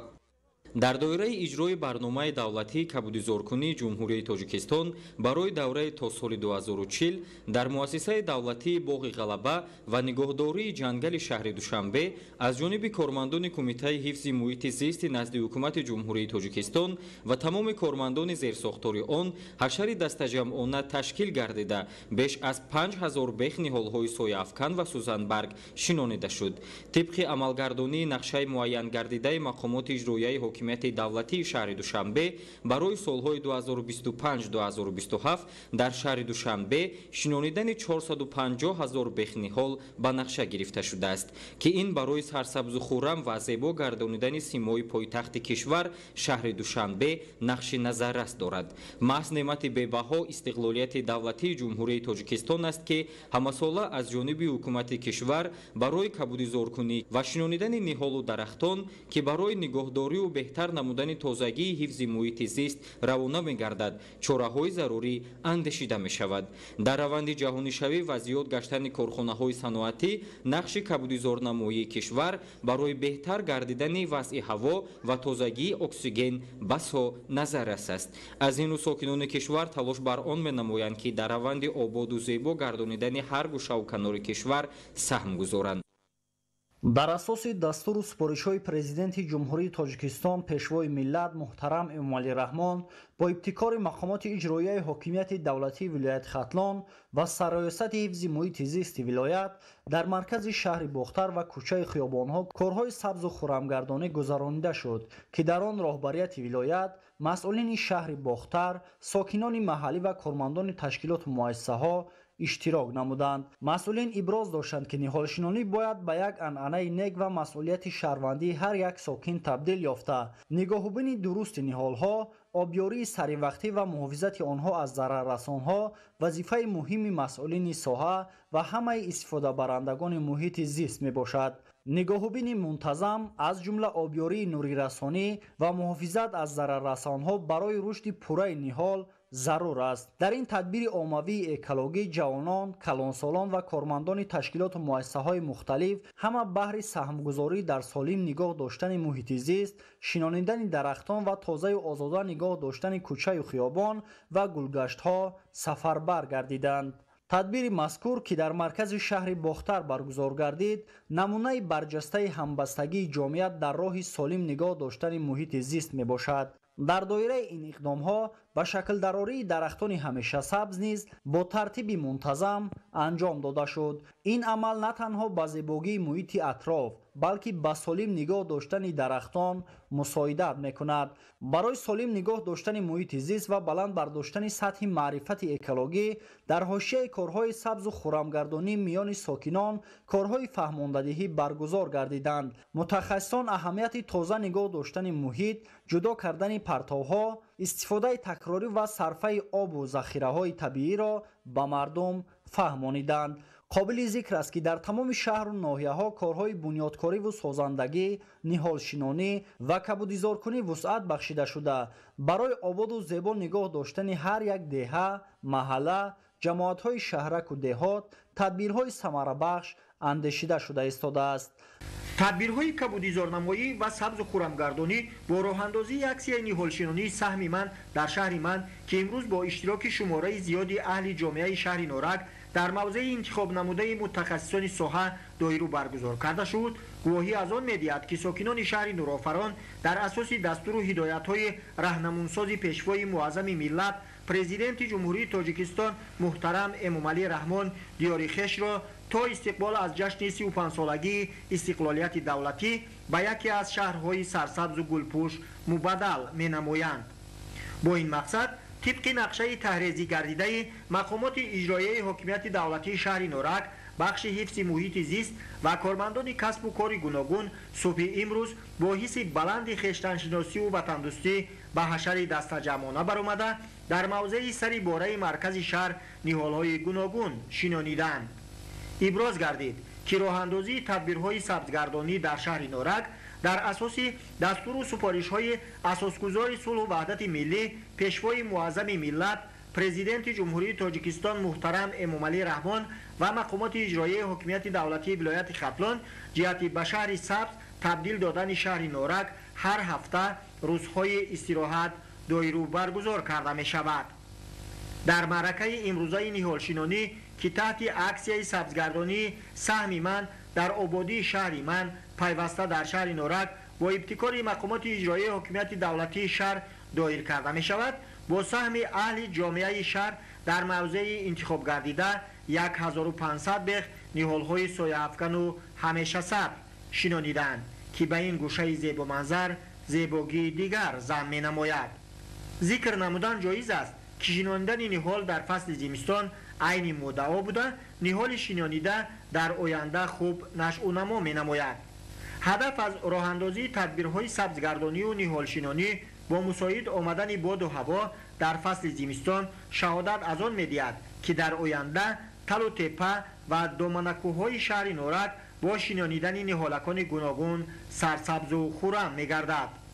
اطلاع داده شد که هفته گذشته در این موضع با اشتراک فعالانه ساکنان 1250 بیخ نهال‌های گوناگون و در مجموع با تدبیر امروزه دایر نموده 2750 بیخ نهال‌ها از جمله ارچه، بادام، خوج و شولش شنانیده شد. با مساعدت مقامات اجرایی حکومت دولتی شهر نورک، گلخانه سالهای سال از فعالیت مانده باز از نو به فعالیت شروع نمود که در آن گلهای موسمی پرورش یافته. عین زمان از این مؤسسه گلپروری گلهای موسمی را در جایهای معین گردیده مرکز شهر شنانیده ایستادند که به مرکز شهر زیباگی دیگر ضم می نماید. مقامات اجرایی حکومت دولتی شهر نورک من بعد از تصمیم گرفته است که با استفاده از هوای مساعد اقدام شنانیدن نهال‌ها و تازه و آزاده نمودن گرد و اطراف بناهای بلند آشیانه، کوچه و دهه و گلگشت‌ها را وسعت بخشیده در آبادانی و خرمگردانی شهر سهمی باسزا گذارند. در شرایط فعلی شناندن نهال از عامل‌های مهمی پیشگیری کننده از دیگرگونشوی محیط زیست و تازگی اطراف محسوب می‌یابد. با این مقصد در زمینه اقدامات خصوصی مقامات اجرایی حکومت دولتی ناحیه یاوان در حدود جماعت‌های ناحیه معرکه نهالشنانی وسعت داده می‌شود. به خاطر سرسبز و خرم گردانیدن کوچه و محله‌ها و موضع‌های معین در حدود ناحیه با اشتراک کارمندان کسب و کار گوناگون و ساکنان ناحیه شناندن درختان همیشه سبز و آرایشی و نهالان میوه‌دهنده ادامه داشته با توسعه متخصصان ساحه کشاورزی و قاعده‌های مهم اگرتکنیکی این کار انجام داده می‌شود.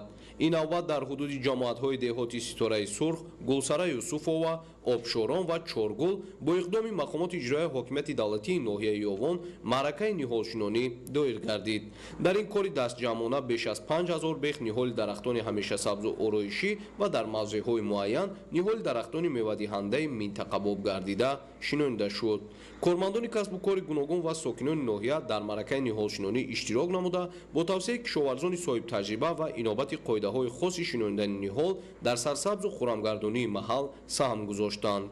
در دو شفت شاهراه یاوان عبدالرحمن جامی باختر درختان سوزنبرگ و سایه‌افکن شنانده شد و نفران علاهیده برای در آینده نگاهبین نمودن این درختان وابسته شدند. با توسعه عالمان متخصصان ساحه کشاورزی نهالشنانی در فصل زمستان موافق مقصد بوده برای در آینده خوب نشو نما کردن نهال نمی زمین و قاعده‌های مهم اگرتکنیکی مساعدت می‌کند. قابل ذکر است که در برابر شناندن نهالان همیشه سبز و آرایشی و درختان میوه‌دهنده با اهمیت و نگاهبینی درست نهال نیز توجه خاص روانه شده است. گرمشوی حرارت سیاره، دیگرگونشوی با سرعت اقلیم و پیامدهای منفی آن از جمله خشکسالی، مشکلات جهانی مربوط به آب و آفت‌های طبیعی به زندگی با سعادت اهل سیاره و عالم نباتات و حیوانات تاثیر رسانیده عاقبت‌های نگران کننده را به بار آورده ایستاده است. از این خاطر با مقصد کم نمودن تهدید تغییریابی اقلیم و حالت ناگوار افلاسشوی محیط زیست، سبزکاری از جمله نهالشنانی و کبودزارکنی در شرایط فعلی مهم ارزیابی می شود. مسئولین مقامات اجرایی حکومت دولتی ناحیه یاوان با استفاده از هوای مساعد و با اجرای توصیه عالمان و متخصصان ساحه کشاورزی جهت درست شناندن نهالان در فصل زمستان تدبیرهای سبزکاری را وسعت بخشیده طبق نقشه هر هفته روزهای شنبه با اشتراک کارمندان кормандони касбу кори гуногун ва кишоварзону хоҷагидорон дар шоҳроҳҳои ҳудуди ноҳия ва талу теппаҳо маъракаи ниҳолшинониро ба роҳ мемонанд. масъулин дар оянда низ нақша доранд ки чунин иқдомҳои хуррамгардониро идома дода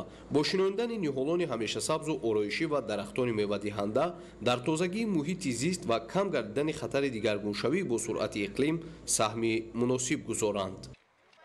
дар идомаи тадбирҳои амалӣ ҷиҳати сари вақт ва босифат анҷом додани маъракаи кабудизоркунӣ дар ноҳияи шаҳри Туз тибқи нақша чорабиниҳои бахши ҳифзи муҳити зист сокинон ва кормандони касбу кори гуногун дар ҳашарҳои оммавӣ фаъолона ширкат намуда тавассути шинонидани ниҳолони сояафкану ҳамешасабз ва гулу буттаҳои ороишӣ дар сарсабзии муҳити зист ва боз ҳам зебову назаррабо гардонидани маҳалли зисти худ саҳм мегузоранд.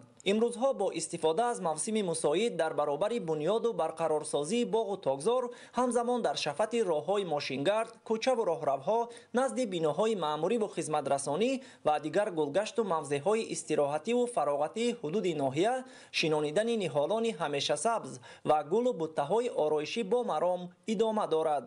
тадбири мазкур бо ташаббуси мақомоти маҳаллӣ ва бахши ҳифзи муҳити зист дар заминаи амалигардии барномаи давлатии кабудизоркунии ҷумҳурии тоҷикистон барои давраи то соли 2040 ки яке аз иқдомҳои муҳими мамлакати мо дар самти ҳалли мушкилоти обу иқлим арзёбӣ мегардад роҳандозӣ карда шудааст. ба иттилои масъулини бахши ҳифзи муҳити зист ин мавсим дар ноҳияи шаҳри Туз шинонидани 22 000 бех ниҳолони гуногуни сояафкану ҳамешасабз ва зиёда аз 253 000 бех гулу буттаҳои рангоранги ороишӣ ба нақша гирифта шудааст ки барои дастрасӣ ва анҷоми саривақтии маъракаи ниҳолшинонӣ дар ноҳия шароити муносиб фароҳам мебошад.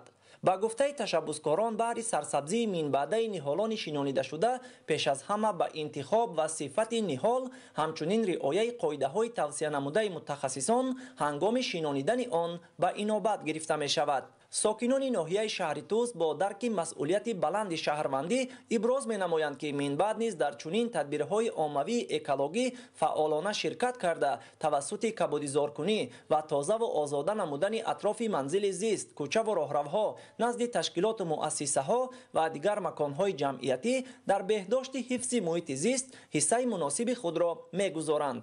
зеро ба гуфтаи онҳо ташкилу гузаронидани чунин тадбирҳои оммавии сарсабзгардонии муҳити атроф аз як тараф дар зебову назаррабо гаштани кӯчаву хиёбонҳои ҳудуди ноҳия мусоидат кунад, аз ҷониби дигар дар ботини ҳар як шаҳрванд ҳисси зебоипарастӣ ва тозакориро бедор хоҳад кард. зеро дар рафти баргузории ҳамин қабил чорабиниҳои дастаҷамъона хусусан ҷавонон бештар ширкат менамоянд. дар доираи маъракаи сабзу хуррамгардонӣ дар ҷамоати шаҳрак ва деҳоти ноҳияи дӯстӣ имсол шинонидани 22 000 бех ниҳоли сояафкану ҳамешасабз ва зиёда аз 200 000 бех гулу буттаҳои ороишӣ ба нақша гирифта шудааст. бо ҳамин мақсад дар ҷамоати деҳоти ҷиликул, гарди гулмурод, деҳқонобод ва нури вахш бо иштироки роҳбарияти ноҳия, масъулину мутахассисони бахши ҳифзи муҳити зист ва сокинону фаъолон аксияи оммавии ниҳолшинонӣ баргузор карда шуд. зимни ин тадбири экологӣ бо тавсияву роҳнамоиҳои мутахассисони соҳа дар гулгашту хиёбон ва кӯчаву канори роҳҳои мошингард бо назардошти иқлими ноҳия ниҳолони гуногуни ҳамешасабз шинонида шуд. дар ноҳияи дӯстӣ ба масъалаи беҳдошти ҳифзи муҳити зист таваҷҷӯҳи махсус зоҳир гардида дар ин самт дар ҳудуди ноҳия хоҷагиҳои махсуси ниҳолпарварӣ ва гулпарварӣ фаъолият менамоянд ки дар баробари таъмини талаботи ноҳия ҳамзамон барои дастрасии дигар шаҳру ноҳияҳо бо ниҳолони гуногун дар мавсими кабудизоркунӣ мусоидат менамоянд. ба гуфтаи ташаббускорон баҳри сабзиши минбаъдаи ниҳолони шинонидашуда пеш аз ҳама ба интихоб ва сифати ниҳол ҳамчунин риояи қоидаҳои тавсиянамудаи олимон ҳангоми шинонидани он ба инобат гирифта мешавад. тавре мутахассисон иброз доштанд ташкили пайвастаи чунин иқдоми ниҳолшинонӣ як қадами муҳим дар рушди фазои сабз ва ҳифзи экология маҳсуб мегардад. аз ин лиҳоз бо истифода аз шароити мусоиди обу ҳаво дар ноҳияи дӯстӣ тадбирҳои кабудизоркунӣ вусъат дода шуда сокинон ва кормандони касбу кори гуногун дар ҳамкорӣ бо мутахассисони бахши ҳифзи муҳити зист дар шафати роҳҳо назди ташкилоту муассисаҳо ва дигар маконҳои ҷамъиятӣ ниҳолони сояафкану ҳамешасабз ва гулу буттаҳои ороишӣ мешинонанд. зеро ба андешаи мутахассисони соҳа тозагӣ, сарсабзиву хуррамӣ ва дар маҷмӯъ беҳдошти ҳифзи муҳити зист дар ҳар یک شهر و ناحیه از مسئولیت و معرفت اکولوژی ساکنانش وابستگی عمیق دارد. ساکنان ناحیه دوستی با درک مسئولیت بلند شهروندی ابراز می‌نمایند که من بعد نیز در چنین تدبیرهای عمومی اکولوژی فعالانه شرکت کرده توسط کبودیزارکنی و تازه و آزاده نمودن اطراف منزل زیست، کوچه و راهروها نزد تشکیلات و مؤسسه‌ها و دیگر مکان‌های جمعیتی در بهداشت حفظ محیط زیست حصه مناسب خود را می‌گذارند. پرزیدنت جمهوری تاجیکستان پیشوای ملت محترم امامعلی رحمان ضمن ارائه پیام نوبتی با مجلس عالی جمهوری تاجیکستان با حکومت مملکت، کمیته حفظ محیط زیست و تمام ساختار و مقامات دولتی سپارش دادند که برنامه مشخص دولتی آید به کبودیزارکنی جمهوری را برای دوره تا سال 2040 قبول و عملی نمایند. ذکر به مورد است که اقدام دوربینانه راهبریت عالی مملکت با نظر داشت تغییرات اقلیم و با مقصد بهتر گردانیدن وضع اکولوژی محیط زیست، کاهش دادن پرتوهای گازهای گلخانه‌ای، اینچنین مهیا نمودن شرایط هرچه بهتر و مساعد حفظ محیط زیست برای اهالی ارزیابی می‌گردد.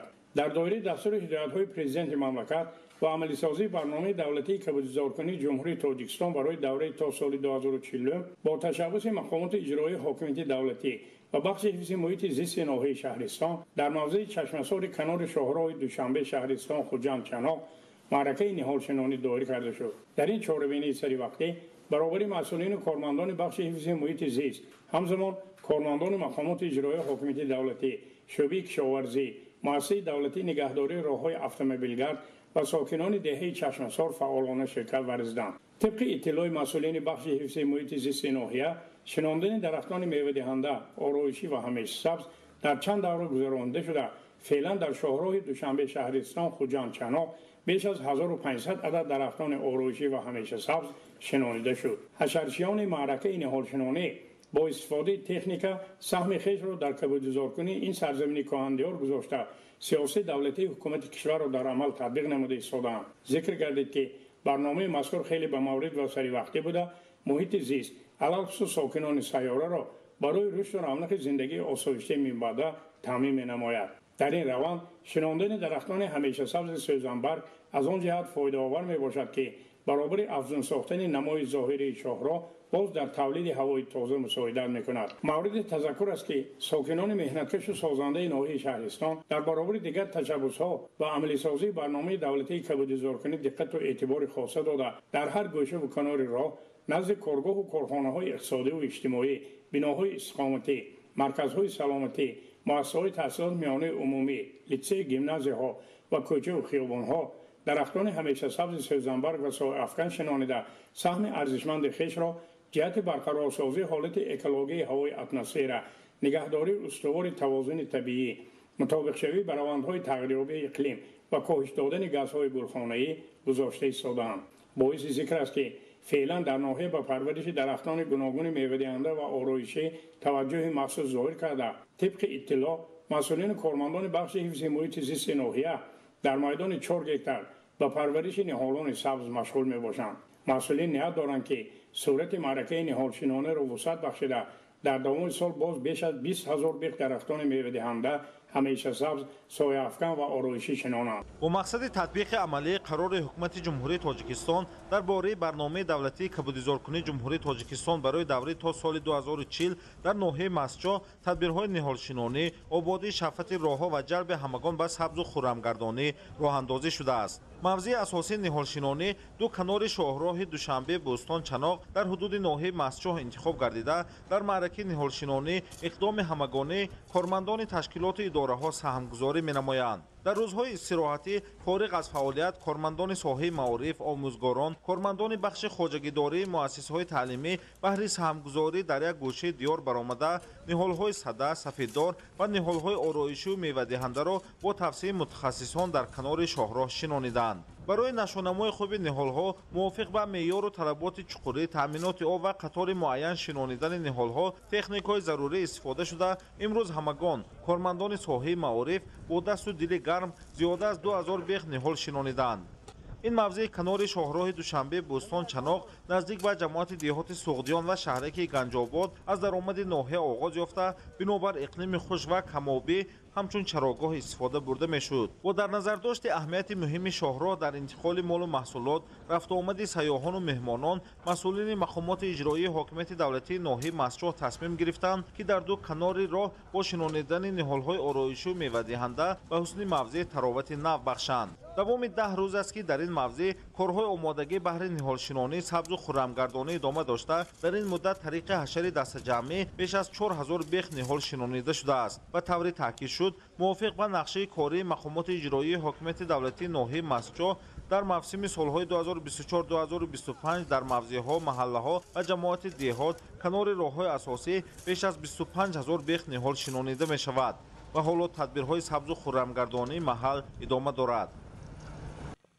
با تشبث شعبه حفظ محیط زیست شهر حصار در همکاری با مؤسسه دولتی خوجگی جنگل شهر در حدود ممنوعگاه جمعیت دارای مسئولیتش محدود قله‌های تاجیک حشر دستجمعانه نهالشنانی برگزار گردید. شماره زیادی کارمندان اداره و تشکیلات و مؤسسه‌های حدود شهر اینچنین ساکنان طبیعت دوست در این معرکه نهالشنانی اشتراک نمودند.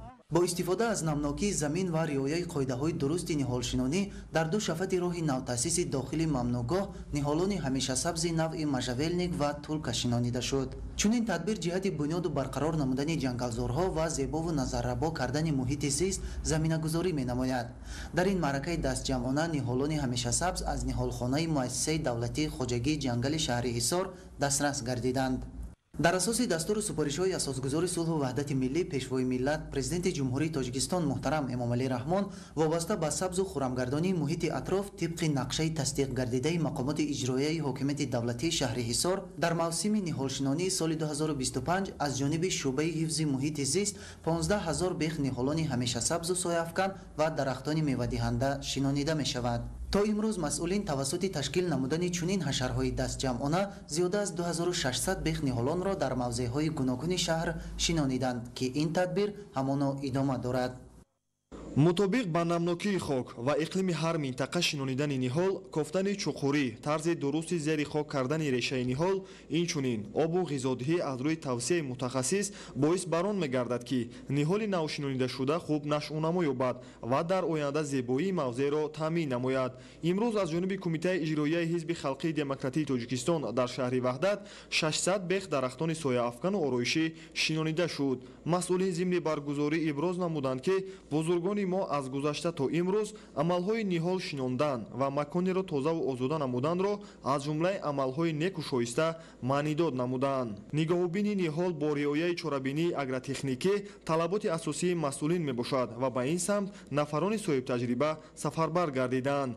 نهال درختان آرایشی در موافقه با متخصصان شعبه حفظ محیط زیست شهر دسترس گردیدند که صفت خوب دارند و مطابق با اقلیم منطقه میباشند. در این دایره همچنین بیخ درختان موجوده و زمین قیده‌های در آینده گلکاری شونده نرم کرده شد. به طور دستجمعانه به راه ماندن نهالشنانی عمل است نیک و عبرتبخش برای نسل آینده.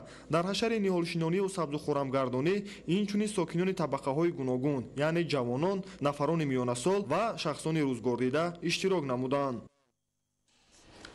موضوع دیگر با دستگیری‌های پیوسته حکومت جمهوری تاجیکستان نمودهای گوناگون ورزش از جمله فوتبال در مملکت رشد نموده شرایط مساعد و موثر برای مشق و تمرین ورزشگران فراهم آورده شد. ادامه موضوع در گزارش نوبتی. در مملکت خورشیدی ما با تشبث‌های نجیب حکومت جمهوری تاجیکستان و دستگیری‌های پیوسته اساسگذار صلح و وحدت ملی پرزیدنت جمهوری تاجیکستان پیشوای معظم ملت محترم امامعلی رحمان ورزش در قطار دیگر ساحه‌ها رشد بی‌سابقه داشته. فوتبال همچون نمود پیشرفته ساحه ورزش تحت رهبری پرزیدنت فدراسیون فوتبال آسیا، رئیس فدراسیون فوتبال تاجیکستان، رئیس شهر دوشنبه محترم رستم امامعلی زینه‌های بلند را کسب کرده همچون نشان دهنده نظررس ارزیابی کرده می‌شود. با دستور و سپارش‌های رئیس فدراسیون فوتبال تاجیکستان، رئیس شهر دوشنبه محترم رستم امامعلی و دستگیری‌های پیوسته مقامات اجرایی حاکمیت دولتی شهر استراوشن، ورزشگاه مرکزی شهر با خرج مبلغ‌های بودجه محلی به تعمیر جاری فرا گرفته شده. ورزشکاران و کارمندان با مقصد به طلبات فدراسیون فوتبال تاجیکستان جوابگو گرداندن ورزشگاه با خرج زیاد از 40,000 سومانی میدان فوتبال بازی را تخت و هموار کرده با استفاده از تخمه میسه های سبز آمیخته نوری های ارگانیکی کشت گذرانیدند که امروز خیلی زیبا و سبز گردیده نمای خوب دارد. در این برابر ورزشگاه مرکزی به تعمیر جاری فرا گرفته چراغ‌های شامگاهان و شبانه میدان و ورزشگاه را روشنی بخشنده با مبلغ نزدیک 600,000 سومانی نوسازی کرده جایهای لباس عوض‌کنی، شستشوی، آببازی، استراحت و تمرین برای مهمانان و میزبانان به طلبات شورای کمیسیون فدراسیون فوتبال تاجیکستان موافق گردانده شد. در این روند فوتبالبازان تیم استراوشن تحت سرپرستی و مبلغ‌گذاری‌های مقامات اجرایی حاکمیت دولتی ولایت سوق با خرج زیاده از 300,000 سومانی با 2 نمود لباس و جزئیات کامل ورزشی تامین گردانده شدند. بر علاوه جهت سریعت حاضر گردیدن فوتبالبازان تیم استراوشن در تمرین‌ها و دایره‌سازی مسابقه فوتبال با دیگر تیم‌های لیگ عالی شهر و ناحیه‌های جمهوری تاجیکستان نقلیات زیبای نرم اسپرینتر خریداری و به اختیار فوتبالبازان واگذار کرده شد. در جواب این غمخوری‌های پیوسته امروز تیم نورسان استراوشن در ورزشگاه مرکزی شهر و 22 نفر فوتبالبازان تیم اساسی در میدان و موضع‌های ورزشی مؤسسه دولتی استراحتگاه بهارستان شهر گلستان و مشق و تمرین مشغول هستند. در مجموع با مقصد باز هم عمومی‌تر گرداندن فوتبال بین نورسان و جوانان در شهر استراوشن بیش از 300 عدد ورزشگاه و تالارهای ورزشی، جاهای علاهیده مشق و تمرین، مکتب‌های ورزشی نورسان و جوانان و میدان‌های خرد فوتبال بنیاد و مورد استفاده قرار داده شدند. این همه سخنان صمیمی در مجلس نوبتی فدراسیون فوتبال شهر مورد بررسی قرار گرفت. در مجلس اعضای فدراسیون، رهبریت و بازیگران کلوب فوتبال استراوشن و کلوب فوتزال استراوشن، رهبران مؤسسه‌های ورزشی شهر، مسئولین بخش کار با جوانان و ورزش، رهبران یک قطار تشکیلات و اداره‌ها و کارخانه‌های صنعتی ساختمانی، اینچنین یک گروه صاحبکاران برومند شهر استراوشن شرکت ورزیدند. مبلغ گذاری ساحه فوتبال نیز از بودجه محلی سال اساس زیاد گردیده از 500,000 سومانی سال 2020 در سال 2024 به 3 میلیون سومانی رسانده شد که این باعث باز هم بالاتر گردیدن شوق و رغبت فوتبال بازان و اشتراک فعالانه دسته فوتزال استراوشن در بازی‌های جمهوریوی و جای یکم را سزاوار گردیدن فن کلوب فوتبال شهر شمارده می شود. باعث ذکر خاص است که توجه ساکنان شهر استراوشن با ورزش علاوه خصوص فوتبال زیاد بوده. هر یک قوه آزمایی دسته استراوشن از جانب مخلصان و هواداران فوتبال گرم و صمیمی استقبال گرفته می شود. مضبوط بابازاده، فردوس عمرов، عمرجان یوسفov، شهر استراوشن، اخبار.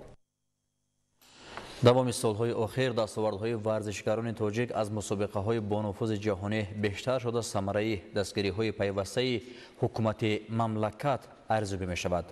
فدراسیون جودوی تاجیکستان در زمینه‌های راه‌اندازی مشق‌های دست جمعانه در داخل و خارج کشور برای جودوکاران تاجیک شرایط خوب مشق و تمرین را مهیا نموده است. شرح بیشتر در گزارش رحمتشاه عابد. سال سپری گردیده برای ورزشکاران کشور سالی با برار و خاطرمان باقی میماند. در سال 2024 تاجیکستان چندین رکوردها را گذاشت. مدال‌های المپیک در رشته جودو برای تاجیکستان بار نخست در 16 سال اخیر و مدال برنجی در مسابقات جهانی در رشته جودو بار نخست در 17 سال اخیر و همچنین در سال تقویمی 2024 تاجیکستان در مسابقه‌ها 16 مدال به دست آورد. نورعلی امامعلی را مخلصان وابسته به برد و باختش صمیمانه و گرم و جوشان استقبال می‌کنند. کسی به او در گرند اسلم تاشکند برابر شدن نتوانست و برنده مدال طلا شد. همچنین برنده مدال نقره در گرند اسلم انطالیا میباشد. جودوچی 22 ساله تاجیک نورعلی امامعلی سال را در رده‌بندی جهانی در جای سوم جمع بست نمود که نتیجه بسیار هم خوب است. سامان محمدبکов افتخار ورزشی تاجیک یکی از پهلوانان معروف مملکت، چمپیون جهان بین جوانان، برنده مدال برنجی بازی‌های المپیک، چمپیونات آسیا و برنده دومین مدال برنجی چمپیونات جهان در بخش جودو در سالهای صاحب استقلالی کشور میباشد. از روی اشتراکش در مسابقه سطح بین‌المللی گرند اسلم و گرند پری، سامان محمدبکov از سرعنوان‌ترین ورزشگر رشته جودوی تاجیکستان میباشد. سامان محمدبکov در سال سپری گردیده از بزرگترین مسابقات قطعی جهانی و المپیک 3 مدال برنجی به دست آورد که بهترین نتیجه بین ورزشگران تاجیک میباشد. سال سپری گردیده برای تیمور رحیموف نیز با برار خاطرمان باقی میماند. این ورزشگر наҷибу соҳиблаёқа дар нимсолаи якуми соли 2024 дар чемпионати осиё бо медали бринҷӣ, сипас дар мусобиқоти гранд-слами қазоқистон ва шаҳри душанбе бо медали нуқра шарафёб шудааст. Дар чемпионати ҷаҳон ки дар шаҳри абудаби баргузор гардид, то сабқати якчорфиналӣ роҳ ёфт, вале барои ба финал баромадан шикаст хӯрда ба рақобатҳои тасаллобахш рафта, дар ду сабқат мағлуб шуд ва ҳамагӣ мақоми ҳафтумро ишғол карду халос. Аммо дар бозиҳои олимпӣ бахташ хандиду ҳунарнамои хуб нишон дод, ки ин дуввумин иштироки ӯ дар бозиҳои олимпӣ мебошад. Темур Раҳимов дар мақоми сеюми радабандии ҷаҳонӣ соли 2024-ро ҷамъбаст кард. Ҳарчанд ки бо чандин варзишгарони тоҷик дар ин сол рохат ба бозиҳои олимпӣ нагирифта бошад ҳам, аммо натиҷаи хуб нишон доданд. бинандаҳои азизу гиромӣ, ин буд нашри муфассали барномаи иттилоотии ахбор. саломату хонобод бимонед.